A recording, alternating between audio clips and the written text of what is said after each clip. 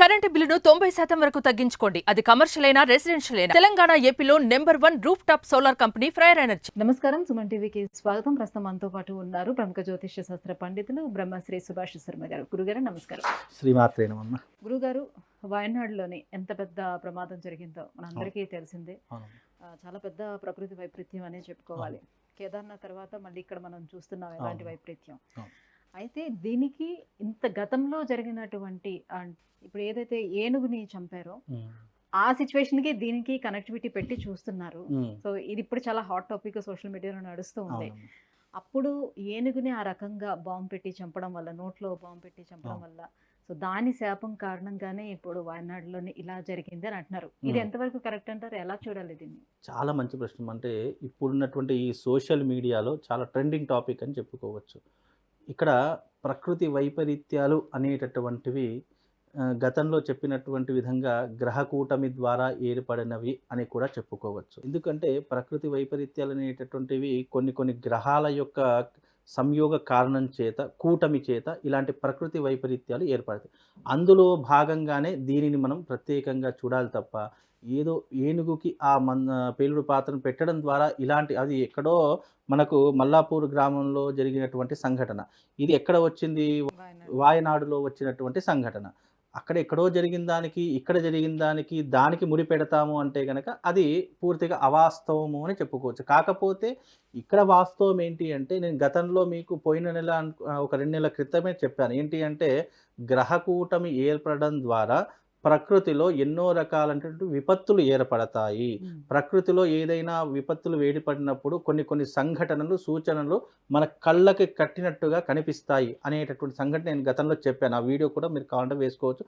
అక్కడ చెప్పినటువంటి విధంగానే ఇప్పుడు వాయనాడులో జరిగినటువంటి సంఘటన అదొక కారణము అని చెప్పుకోవచ్చు. ఇది గ్రహకూటమికి కారణం చేస్తుంది.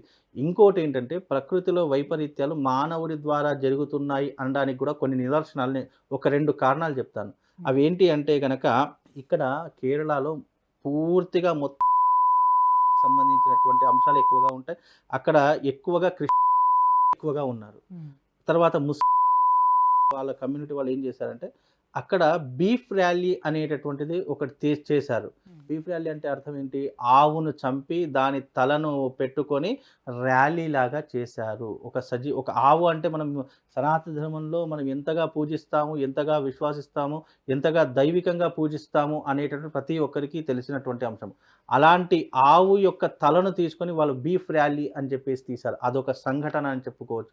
దౌర్భాగ్యమైనటువంటి సంఘటన అది. ఇంకోటి ఏంటి అంటే, మనము ఏనుగు అంటేనే మనం వినాయకుడి స్వరూపంగా పూజిస్తాము. అలాగే శివుడు తన చర్మంగా భావన చేసుకుంటాడు. సరే, ఏదేమైనప్పుడు ఈ పురాణాలు చెప్తారనుకోండి, ఇవన్నీ ఎవరు నమ్మరు. సరే, మనం ఉన్నటువంటి ఈ లౌకిక జీవితంలో చెప్పుకుందాము. ఒక మూగ జీవిని, ఏదైతే ఏనుగు అనేటువంటి మూగ జీవిని, అప్పుడే గర్భంతో ఉన్నటువంటి మూగజీవి, అది గర్భంతో ఉన్న జీవులైనా సరే, మనుషులైనా సరే, గర్భస్థ పిండానికి ఏదైతే హాని కలుగుతుందో అది ప్రకృతి వైపరీత్యాలను మరింతగా పెంచేటటువంటి లక్షణాలను ఏర్పరుస్తుంది తప్ప తక్కువ చేసేటటువంటి లక్షణాలు ఏర్పరచదు. అది మనిషి అయినా సరే, జంతువులైనా సరే. గర్భస్థ పిండం అనేటటువంటి సాక్షాత్తు దైవికంతో సమానం. ఏ జీవైనా సరే, మనిషి అయినా సరే, జంతువులైనా సరే. అలా గర్భస్థంగా ఉన్నటువంటి ఏనుగుని ఎప్పుడైతే వాళ్ళు పేలుడు పదార్థాన్ని పెట్టి ఏనుగుకి తినిపించినటువంటి కారణం చేత మొత్తం దాని యొక్క పరిస్థితి ఎలా అయిపోయిందో, ఒక 2 రోజులు అది ఏం చేస్తూ అర్థం కాక 3వ రోజు నరకం అనుభవించి చనిపోయింది అనేటటువంటి సంఘటనలు. ఎలాగైతే ఈ నరకం అనుభవించిన సంఘటనలు ఆ ఒక జీవికి ఎలాగైతే ఉందో, మానవాళికి కూడా అలాంటి నరకాన్ని చూయించే భగవంతుడు శిక్ష విధిస్తాడు అని చెప్పడానికి కూడా ఈ సంఘటన అనేటటువంటి ఆధారంగా చేసుకోవాలి. అంటే ఒక బీఫ్ ర్యాలీ, ఒక ఏనుగుని చంపడము అంటే, ఒక జీవిని చంపి దాంట్లో ఆనందాన్ని పొందుతున్నారు చూసారా, క్రూరత్వము కలిగినట్టు రాక్షసుల కంటే ఘోరమైనటువంటి వాళ్ళు అని చెప్పుకోవచ్చు. ఎవరైతే దానికి పేలుడు పదార్థాలను తినిపించారో నిజంగా వాళ్ళకు ఉన్నటువంటి జన్మ ఎంత దారిద్రంగా, దుర్లభంగా ఉంటుంది అనేటట్టు ఆ దేవుడికి వదిలేద్దామమ్మ. ఎందుకంటే మనం అనడం కూడా మంచిది కాదు. సరే, అది ఏదన్నా దేవుడు చూసుకుంటాడు. కాకపోతే ఇక్కడ ప్రకృతి వైపరీత్యం జరగడానికి ప్రధానమైనటువంటి కారణం, గతంలో నేను చెప్పినటువంటి ఏవైతే ఈ గ్రహకూటమి ఏర్పడడం ద్వారా ప్రకృతిలో ఇలాంటి వైపరీత్యాలు, అగ్ని ప్రమాదం రావచ్చు, జల ప్రమాదం రావచ్చు, రోడ్డు యాక్సిడెంట్లు జరగవచ్చు, మానవులంతా అంటే మనుషులు ప్రాణ నష్టం జరగవచ్చు అనేటటువంటి సంఘటనలు చూసాం. అలాగే ఇప్పుడు జల ప్రమాదం వచ్చింది. మొత్తం వాయునాడంతా కూడా జలంతో నిండిపోయింది. ఎంతోమంది ప్రాణాలు కూడా కోల్పోయినటువంటి సంఘటనలు ఉన్నాయి. దానికి ప్రధానమైనటువంటి కారణం ఏముంది అంటే గ్రహ కూటమి. ఇక్కడ మనకు బృహస్పతి, దేవతల గురువైనటువంటి బృహస్పతి, అలాగే శుక్రుడు, అలాగే బుధుడు, రవి, చంద్రుడు, ఈ యొక్క 5 గ్రహాలు కూడా కూటమి ప్రభావంగా ఏర్పడినటువంటిదే పంచగ్రహ కూటమి. ఈ పంచగ్రహ కూటమిలో జరిగినటువంటి విపత్తులు ఏవైనా ఉన్నాయంటే ఇది ఆధారంగా చూసుకోవచ్చు. కనుక ఈ పంచగ్రహ కూటమి జరిగినప్పుడు ఈ వాయునాడులో ఏర్పడినటువంటి దానికి సూచికయే దీని యొక్క లక్షణము, దీని యొక్క విధానం, దీని ద్వారా ఇలాంటి ప్రళయం వచ్చింది అని కూడా మనం చెప్పు. ఎందుకంటే గతంలో కూడా గ్రహ కూటమి ఏర్పడినప్పుడు కేదార్నాథ్లో కూడా సేమ్ ఇలాంటి ప్రమాదమే జరిగింది. మళ్ళీ ఇది 12 సంవత్సరాలకు కానీ మళ్ళీ ఇలాంటి గ్రహ కూటమి రాదు మళ్ళీ మనకు. కనుక అప్పుడు వచ్చినప్పుడు ఏ రకంగానైతే కేదార్నాథ్ పూర్తిగా నీళ్ళల్లో మునిగిపోయిందో అదే ప్రభావం సేమ్ యాజ్ ఇట్ ఈజ్ అదే ప్రభావం ఇప్పుడు వాయునాడులో వచ్చింది.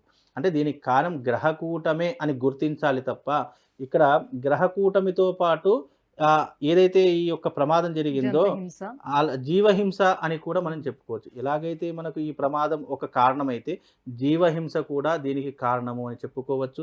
అలాగే వాళ్ళు చేసిన గోహత్య చేసినటువంటి ఏదైతే వాళ్ళు బీఫ్ ర్యాలీ అని తీశారో ఇది కూడా ఒక కారణము. ఈ 3 కారణాలు ఎప్పుడైతే ఈ గ్రహ కూటమి ఏర్పడిందో దాని ప్రభావం చేత ఈ 3 కారణాలు ఏర్పడాయి. ఇక్కడ జీవహింస జరిగింది, అలాగే ఒక జీవిని చంపడం జరిగింది, అలాగే ఈ 2 కారణాల చేత అక్కడ అంటే ఈ పంచగ్రహ కూటమి అనేది ఏడాది మొత్తానికి అలానే ఉంటుందా? ఇలాంటి సిచ్యువేషన్స్ ఇంకా సిచ్యువేషన్ ఇప్పుడు చెప్తున్నాను రాసుకోండి. మళ్ళీ మీకు మనకు అక్టోబర్ కానీ డిసెంబర్లో కానీ మళ్ళీ మనకు ఇలాంటి సందర్భాలు ఏర్పడతాయి. ఇది చూసుకోండి. అప్పుడు ఎలాగైతే చెప్పానో ఇప్పుడు కూడా చెప్తున్నాను. మీకు నవంబర్ డిసెంబర్లో మళ్ళీ ప్రమాదాలు జరిగే అవకాశాలు ఉన్నాయి. ఇప్పుడు జల ప్రమాదం జరిగింది, జీవులు చనిపోయారు. అలాగే ఇప్పుడు రాబోయేటటువంటి రోజులలో అగ్ని ప్రమాదాలు జరుగుతాయి. అలాగే మనుషులు ఒకరినొకరు కొట్టుకొని చంపుతారు. రోడ్డు ప్రమాదాలు ఎక్కువగా జరుగుతాయి, యాక్సిడెంట్లు. అలాగే మనకు తెలియనటువంటి విషయం అంతు చిక్కని వ్యాధులు కూడా వచ్చే అవకాశము మనకు రాబోతుంది. నవంబర్ డిసెంబర్లో అంతు చిక్కని వ్యాధులు ఆల్రెడీ ఇప్పటికే మొదలయ్యాయి హైదరాబాద్లో. అవి నవంబర్ డిసెంబర్ వరకు మనిషి ప్రాణాలను కూడా తీసేటటువంటి ఘోర వ్యాధిగా మనకు అది ఇప్పుడు మన కరోనా వేవ్ ఎలాగైతే మనం జీవితంలో మర్చిపోలేని సంఘటన ఉందో నవంబర్ డిసెంబర్లో అలా మరచిపోయినటువంటి సంఘటన జరిగేటటువంటి అవకాశాలు ఏర్పడతాయి. మీరు కావాలంటే ఇది అండర్లైన్ చేసుకోండి. నవంబర్ డిసెంబర్ మళ్ళీ మనం ఒక కొత్త వార్త వింటాం. అంటే గతంలో కూడా మనకి జ్యోతిష్య శాస్త్రం అనేది కేవలం ఈ ప్రకృతి వైపరీత్యాల గురించి తెలుసుకోవడానికి, పంటల గురించి తెలుసుకోవడానికి దీనికి మాత్రమే ఉపయోగించేవారంట కదా ఎక్కువగా.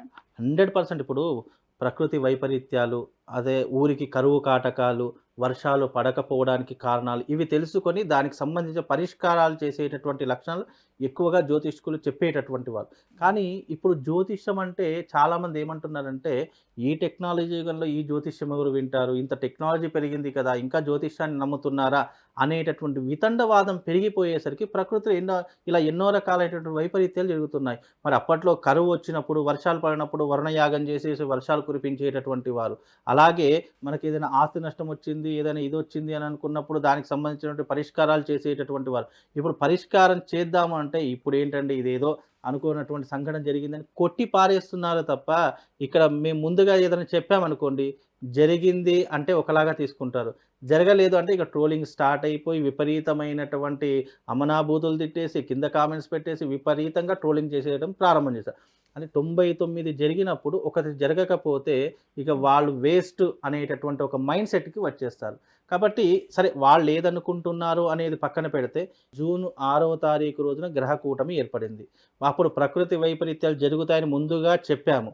చెప్పకుండా సరే ఏం జరుగుతుంది లే చూద్దాము అని చెప్పేసి ఇప్పుడు జరిగేంత వరకు వెయిట్ చేశారు కదా. ఇప్పుడు జరిగింది, మరి దానికి రెస్పాన్సిబిలిటీ ఎవరని చెప్తాము? కాబట్టి మళ్ళీ తదుపరి జరగవా అని కాదు, 100% జరుగుతాయి. దీని యొక్క ప్రభావం ఈ ఒక్కదానితో పోలేదు. అది ఏనుగు పెట్టిన శాపం అని కొంతమంది అంటున్నారు. అలాగే ఈ గోహత్య చేశారని చెప్పేసి కొంతమంది అంటున్నారు. సరే ఏదేమైనప్పటికీ ఇది నేనైతే చెప్పేటటువంటి విషయం ఏంటంటే ఇది గ్రహ కూటమి ద్వారా ఏర్పడినటువంటి ఒక సంఘటన అని చెప్పుకోవచ్చు. గ్రహ కూటమి ద్వారా ఏర్పడింది. అది కేవలం జల ప్రమాదం ఒకటి చెప్పుకోవచ్చు. అలాగే ఏనుగుకి జరిగినటువంటి ప్రమాదం చెప్పుకోవచ్చు. అలాగే ఈ గోవుకు సంబంధించిన బీఫ్ ర్యాలీ తీశారు. ఈ గోవుకు సంబంధించిన విధానంగా కూడా దీంట్లో తీసుకోవచ్చు. ఈ సంఘటనలో ఈ పంచగ్రహ కూటమి జరిగిన సంఘటన చెప్పుకోవచ్చు.